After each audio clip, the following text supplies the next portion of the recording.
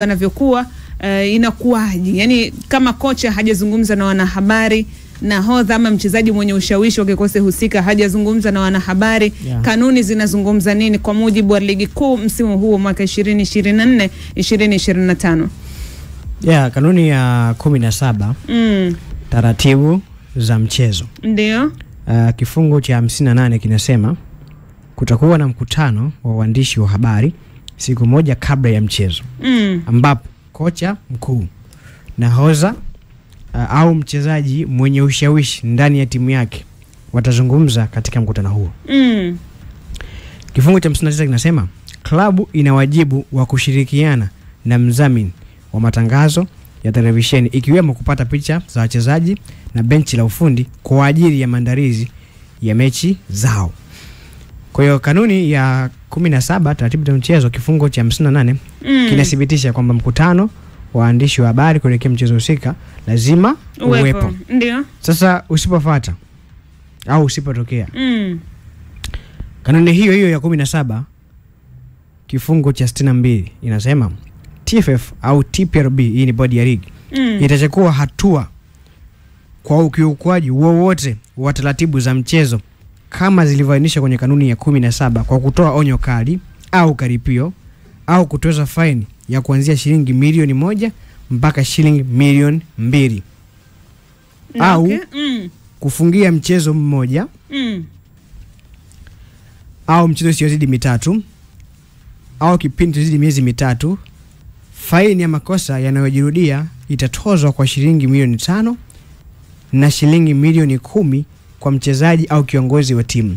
Kwa upande wa timu ambayo itakiwa kwa taratibu yote ya mchezo, maki zipo nyingi ikiwemo hiyo ya kutofika kwenye mkutano wa waandishi wa habari, kutakuwa na faini ambayo itaanzia shilingi milioni 1 mpaka milioni 2. Lakini mchezaji anaweza kukutana kifungo cha mchezo mmoja mpaka mitatu. Kwa kiongozi anaweza kufungiwa kuanzia mwezi mmoja mpaka miezi mitatu.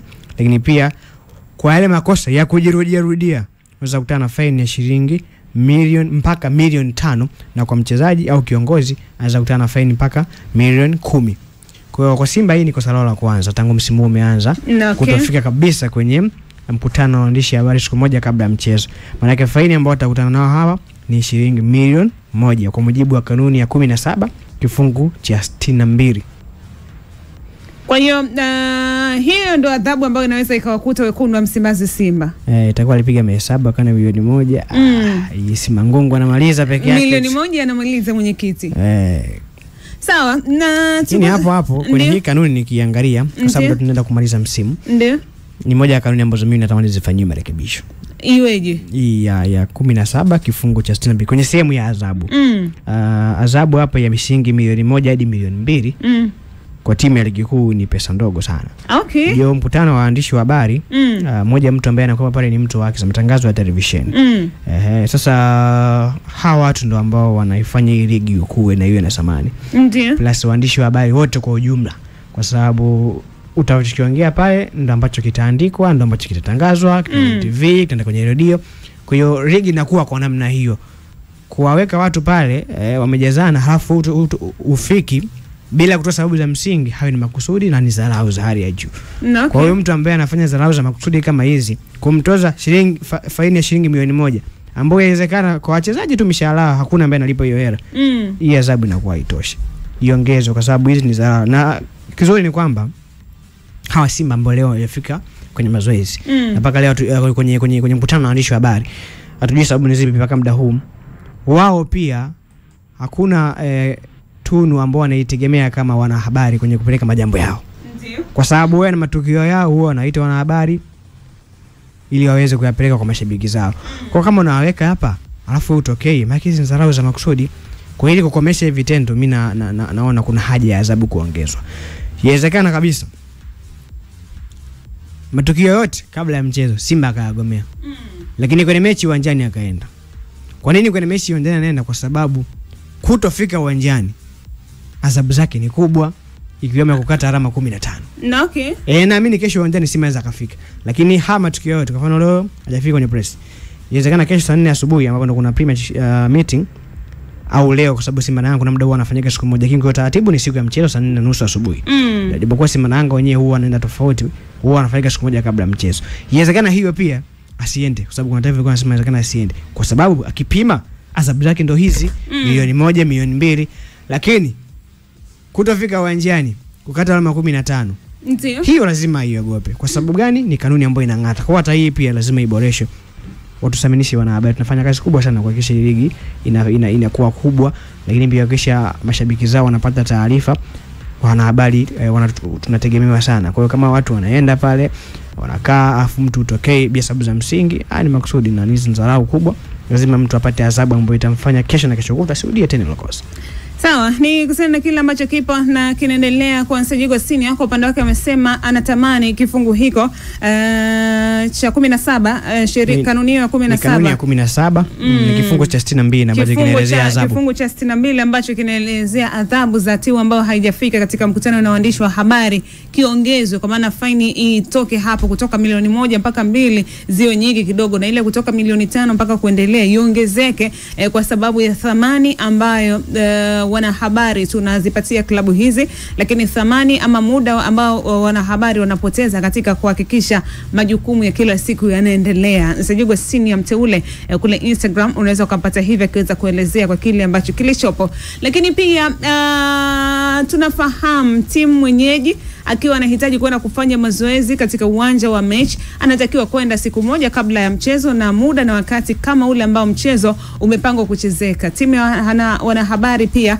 ilikuwa pale katika uwanja Benjamin Mkapa jioni ya leo jijini Dar es Salaam kuweza kushuhudia. Simba ilitakiwa kwenda kutrain majira ya saa 11 kamili za jioni na Simba hawakutokea. Saa 12 kamili wananchi wakaingia katika dimba Benjamin Mkapa kwenda kushuhudia ama kwenda kufanya mazoezi yao ya mwisho kuelekea katika mechi ya hapo kesho, na mpaka saa 1:10 nimewasiliana na baadhi ya wanahabari waliokuwa pale nje ya uwanja Benjamin Mkapa, wanasema bado hawajaiona Simba ikifanya mazoezi. Swali imefanya wapi na kanuni zinazungumzaje? Twende tukaungane hapa na Karim Boimanda akiweza kutueleza kuhusiana na namna ambavyo kanuni zilivyo kwa timu ambayo inahitaji kufanya mazoezi. Boimanda hapa, tumsikie.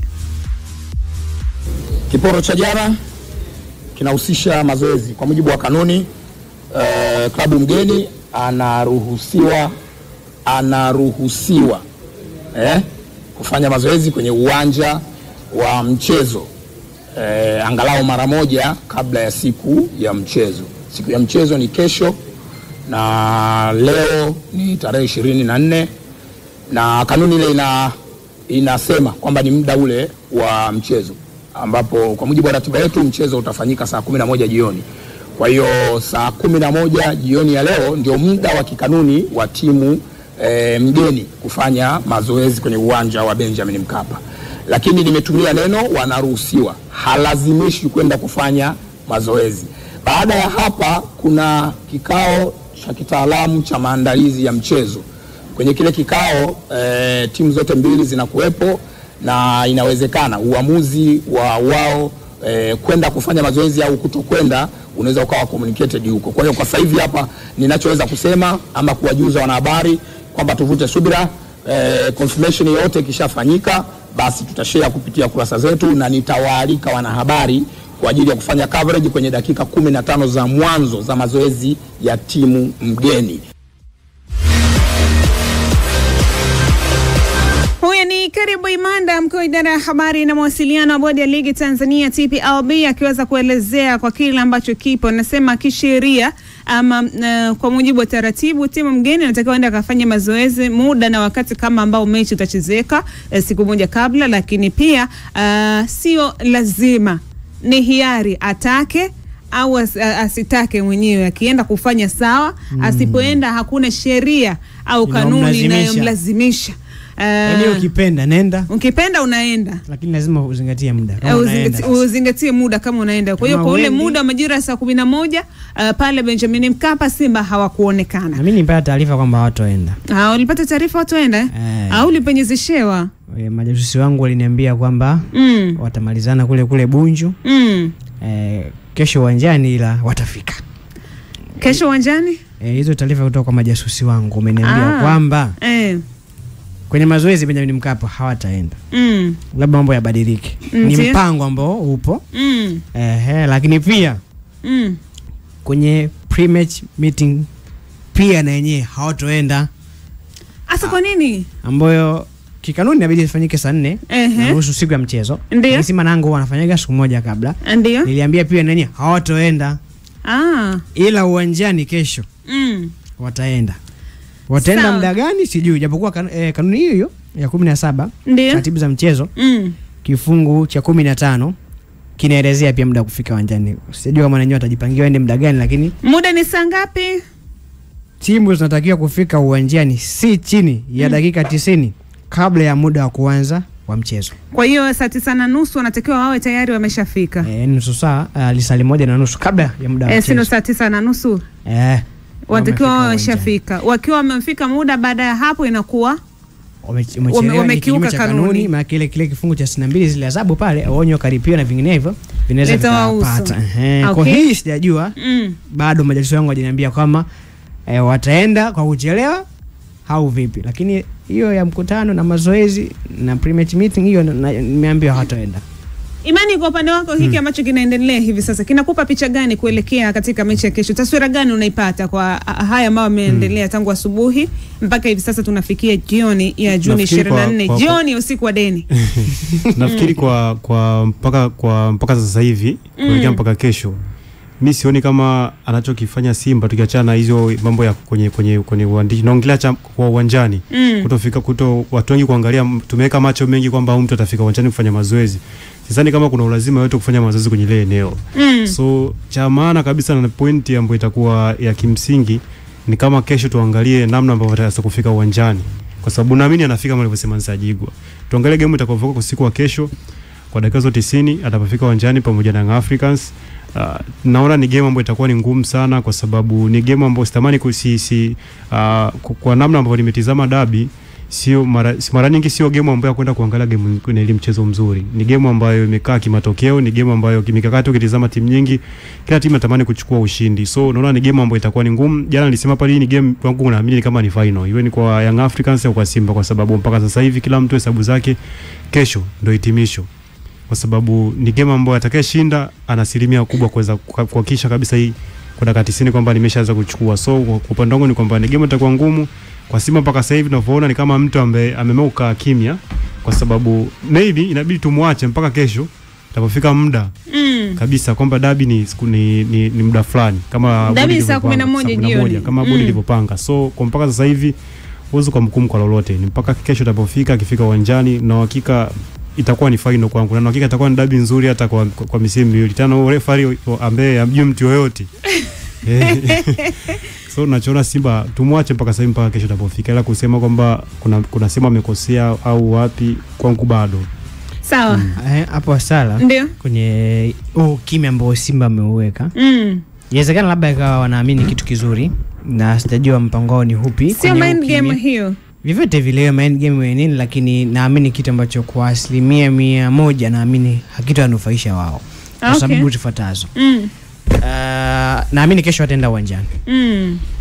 Wakifika uwanjani kwa hali ilivyo hivi sasa, kwa kimya huu 60% ya mashabiki wa Simba kesho hawajui matimu inaenda uwanjani hao haiendi. Wapo katikati yani.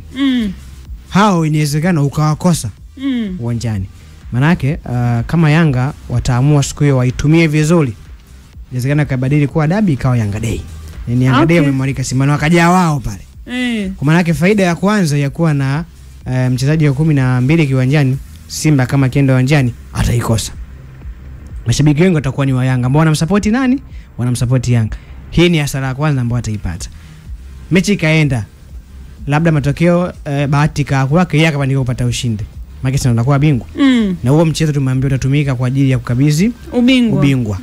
Sasa vuta picha, Simba anakabidhiwa kombe baada ya kulikosa kwa misimu mitatu, afu uwanja ni mtupu. Lakini inakuwa furaha na kabidhiwa kombe mbele ya kwa maana ya wapinzani wao Young Africans. Hakuna atakayebaki pale. Hakuna atakayebaki, wataondoka. Tunajua mashabiki zetu. Okay. Yani goli kifungwa pale. Hata kama mechi jeshi kuna wengine wataondoka. Na mechi kijeshi wataondoka wote. Kwa watabaki wao peke yao. Sasa kwa jinsi ambavyo wamepambana msimu na misimu yote kutafuta kombe, alafu unapewa bingwa uwanja ukiwa mtupu. Hizo ni athari mbili ambazo mimi naziona. Nyingine utaipata mimi mechi inaendelea, lakini ingine zikapatikana ndipo matokeo yatakuwa mazuri kwa upande wao. Kuna jambo ambalo inawezekana wao wamelifanya wakiamini kuna mtu anamkomoa, lakini mimi sioni anamkomoa zaidi ya kujikomoa wao wenyewe. Ni msikia Ahmed Ali ile wakati wanakwenda kabla mechi haijaghairishwa kupelekwa Juni 25 wakati Young Africans ziko kimya sana kuelekea dabi ya Juni 15 akaambia kwa maana mashabiki wa Simba wasio na wasiwasi kwa sababu Juni 15 wataifanya ile Benjamin Mkapa kama Simba Day, kwa maana wao ndio watakaojea. Lakini unaniambia hivyo kwa maana inaweza ikawa tofauti ama hiyo kesho itakuwa ni Yanga Day, siku ya Mwananchi. Unajua Wastara toka tarehe ya mchezo ilipobadilishwa kama kuna kaunyonge fulani kamewaingia. Una uhakika ni wanyonge? Na ndio maana mpaka sasa hivi huoni taarifa yoyote ambayo wao wakiwa naelewa inawezekana isiwe ni kwenye engo labda ya hali labda ya vikosi. Inawezekana ni kutokana na ukubwa wa hizi timu. Unajua Simba na Yanga ni kama mapacha. Ni kama hata ukiwa na watoto mapacha. Kuna eneo fulani kuna mmoja ukimtendea jambo ambalo anaona umemfavor zaidi, huyu mwingine kuna namna fulani kuna unyonge unamuingia. Ndivyo hivyo ambavyo, na ndio ndo sababu ambayo hata Yanga ule unyonge uliwaingia baada ya wao kesi yao kule kurudishwa ndani, then baadaye bodi ya ligi wakaja wakapangia tarehe mchezo. Ndio maana unaona Simba wako kimya mpaka sasa hivi. Inawezekana mwalimu yeye kwa sababu kazi yake anaifahamu na anakiandaa kikosi kuelekea mchezo tayari, timu na uhakika timu tayari imeshajiandaa, imeshafanya maandalizi ya kutosha kwenda kukabiliana na Young Africans. Lakini sasa hiki cha sasa hivi ni Simba anajaribu kutumia ule ukubwa wao, kwa sababu hichi kitu asingeweza kufanya KMC, asingeweza kufanya Namungo, asingeweza kufanya Prisons, kwa sababu wanajua kitakachofuata baada ya hapo. Hichi anachokifanya Simba sasa hivi hata Yanga pia angeza kukifanya hiki, kwa sababu wanajaribu kutumia ule ukubwa ambao wako nao sasa hivi. Inawezekana kwamba muda ambao tumekaa hapa kuzungumzia kwamba Simba hajaenda uwanjani, Simba hajafanya nini, tungezungumza vitu vingine. Tungezungumza labda madhaifu ya Yanga ni yapi, tungezungumza madhaifu ya Simba ni yapi, tungezungumza ubora wa Yanga ni upi, ubora wa Simba ni upi. Hichi ndicho ambacho wao wenyewe walikuwa wanakitaka. Sisi tunaelewana? Yani ule muda ambao tutakaa tuzungumze ubora wa Yanga si uko wapi, yani tuzungumze masuala ya kimbinu na kiufundi, hatutokuwa nao au tutakuwa nao mchache, lakini tutakuwa na muda mwingi wa kuzungumza hichi ambacho kimetokea.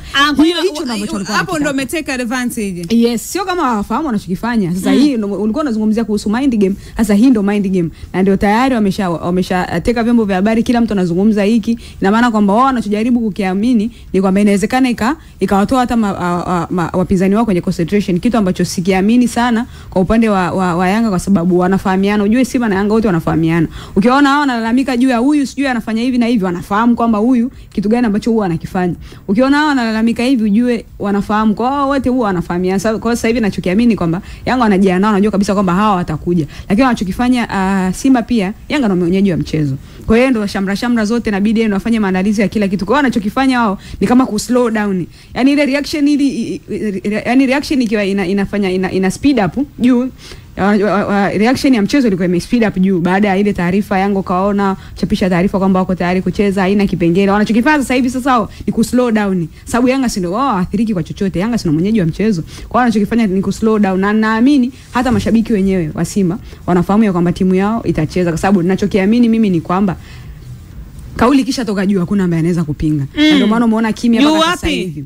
Juu unafahamu wewe. Okay. Na ndio maana taarifa silikuwa, kwani taarifa silikuwa isipokuwa tarehe 15 hatuchezi. Umeona tena hiyo taarifa? Sawa, tunakwenda katika mpaka leo hajafutwa ile. Tunakwenda katika mapumziko mafupi, kisha tutarejea hapa Mwana Michezo. Bado tunayo mengi ambayo tumekuandalia katika jioni hii hapa. Utakuja kusikia pia uchaguzi nao umekaaje kwa watu watano wakitajwa kuwa upande ambao na minyana na wale Skaria katika kuwania nafasi ya urais